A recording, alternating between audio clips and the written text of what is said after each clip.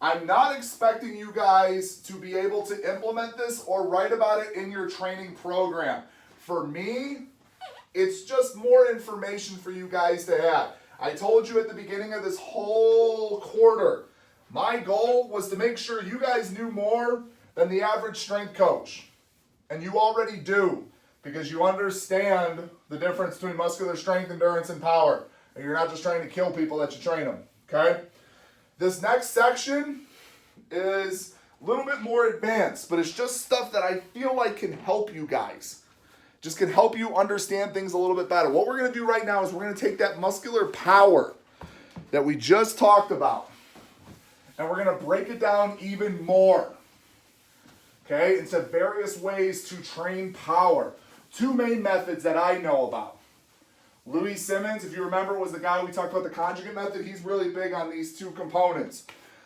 It's actually becoming a really popular thing in a lot of training circles. It's kind of the latest fad, I guess I would say, but it's always been around because I've used this when I was in college. I've used it after college.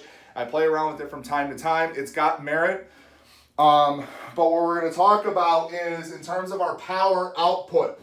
We're going to talk about strength, speed, and speed, strength. Okay? What do we think strength speed is? And if you guys don't have an answer, you can say pass. But I would like you guys to at least give it a shot. Knowing what we know about power work, specifically talking about power work, which was how fast an object or how fast the muscle can do work. What do we think strength speed focuses on?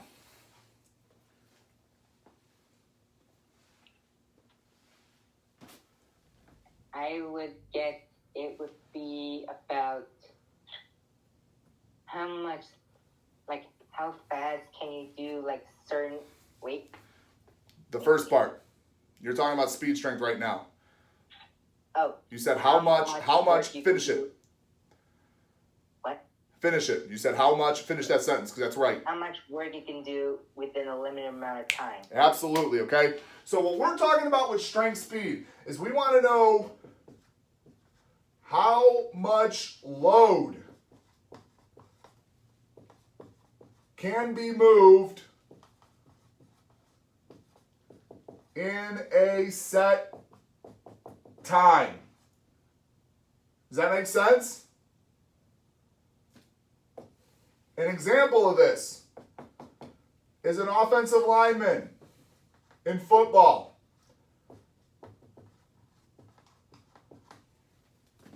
How well or how effectively can an offensive lineman move somebody off the ball to give that running back enough time to get through or to protect the quarterback or anything like that? That is strength speed. We're talking about how much load can be moved in a set time.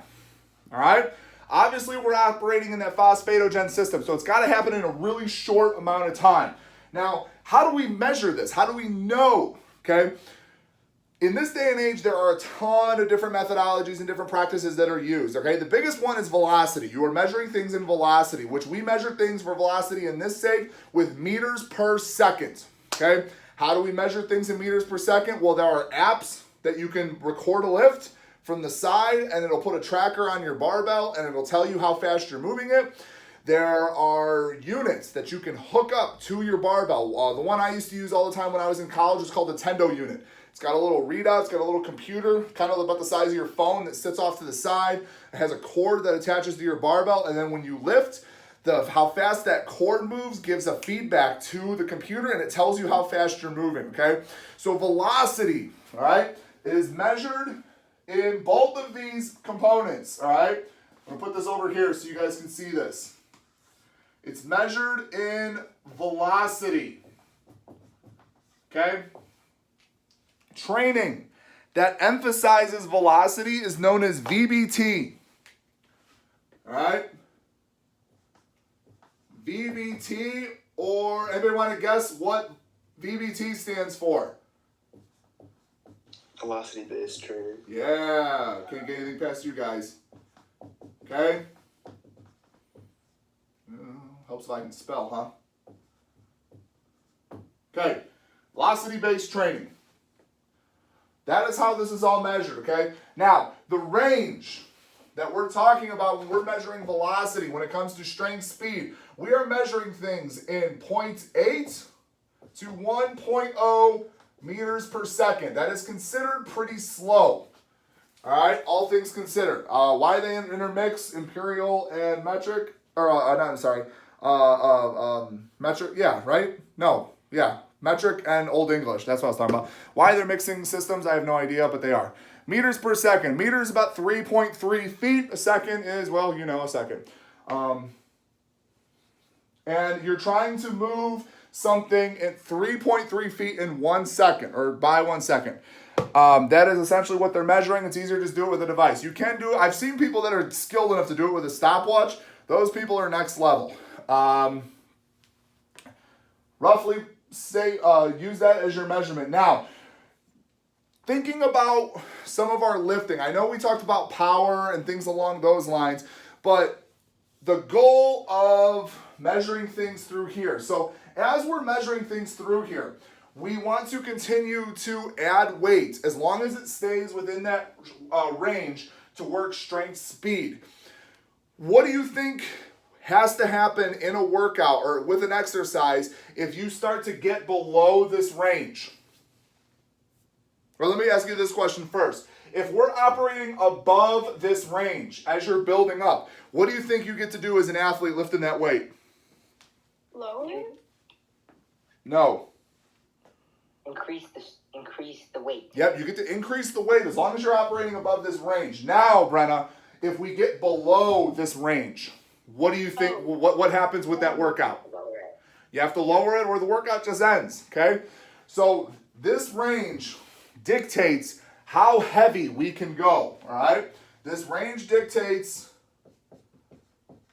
how heavy, and from what we know about how heavy, what of the three conjugate pieces does this sound a lot more like that we can use to test as well?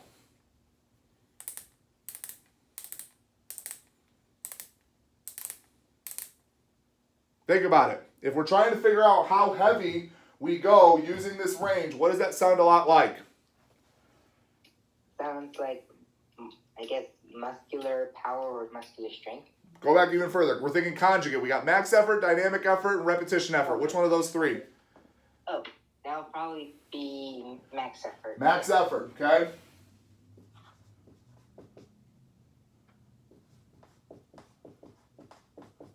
All right? Does this make sense? I know it's something new, it's something a little bit more complex, but does this make sense in its essence? Speed strength, we're working on how much load can be moved in a set time.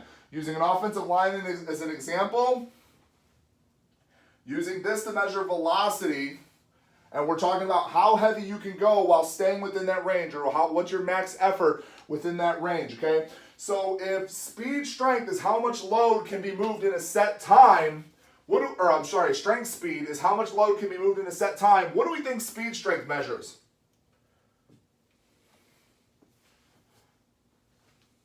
Come on now. How fast you can move a certain amount of weight. Yep. So now we're talking about how fast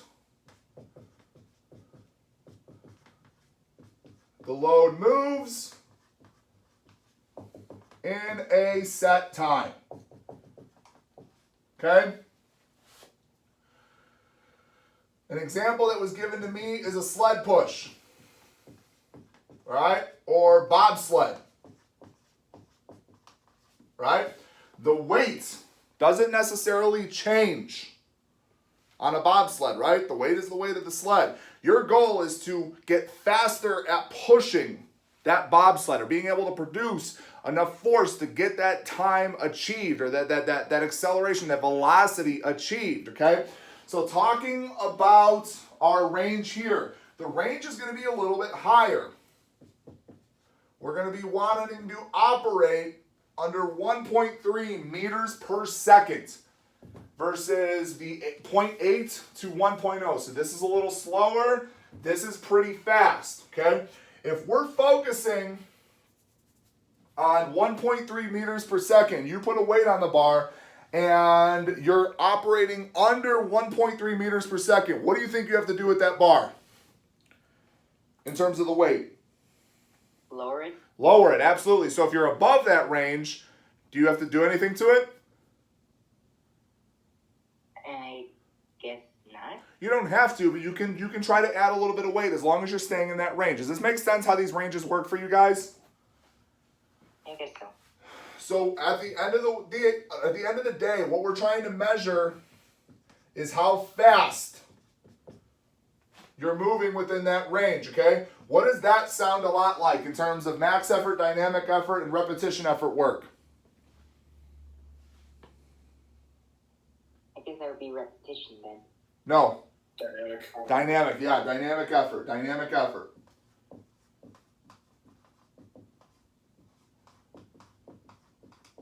Okay?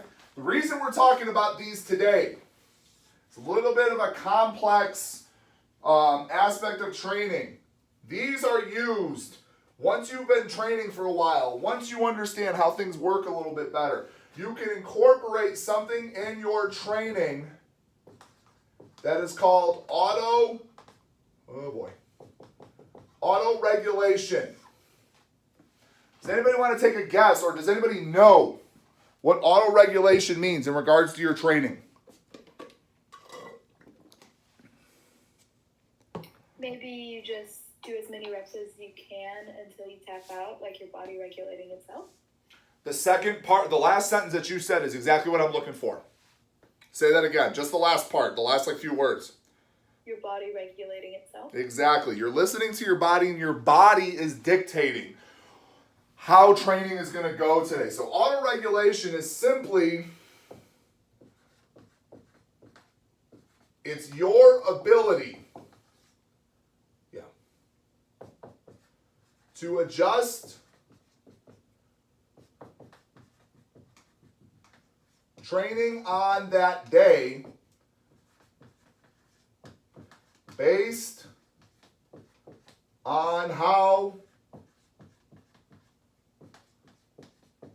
your body feels. Okay? Autoregulation. These are probably two of the best tools. Velocity-based training is a great way to auto-regulate your training, because sometimes you put a weight on a bar, you have certain sets and reps and percentages, your body's just saying no, it's not going to happen. It's a really good way to work on that incremental progress that Brenna brought up at the beginning of the lecture, okay? Auto-regulation, this is how I would recommend people trying to auto-regulate, because otherwise people can misconstrue auto-regulation for being lazy. Plain and simple. You come to the gym, you're trying to work out, and you're like, I'm just not feeling it today. Are you really fatigued and your body's telling you, hey, we need to back off, or are you just being lazy? That's a serious question to ask. So if you have some concrete data or some sort of a measuring stick to help you figure that out, you're going to have more productive training. You're going to continue to make incremental progress, okay? Does anybody have any questions about this? Like, I know that was a little bit more of an advanced topic for you guys, but it's just, I told you I wanted to give you as much information to make you more equipped than the modern or than the average trainer and strength coach out there, and I think this is something that is helpful for you guys down the road if this is a field you ever want to get into. Does anybody have any questions about this?